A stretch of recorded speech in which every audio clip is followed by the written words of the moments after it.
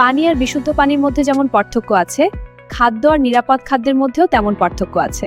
আমরা বাজার থেকে ফ্রেশ ও নিরাপদ মনে করে যে মাছ কিনে থাকি, সেটা কি আদৌ আমাদের পরিবারের জন্য নিরাপদ? অধিকাংশ বাজারে মাছ ধোয়া ও সংরক্ষণে নোংরা পানি ব্যবহার করা হয়। যে বরফ ব্যবহৃত হয় সেই বরফ অস্বাস্থ্যকর পানি দিয়ে তৈরি। বেশিরভাগ সময় ওজনে কম দেওয়া হয়, পচা ও ভালো মাছ মিশিয়ে বিক্রি করা হয়। এমনকি অনেক সময় ক্ষতিকর অপদ্রব্য ব্যবহার করা হয়ে থাকে।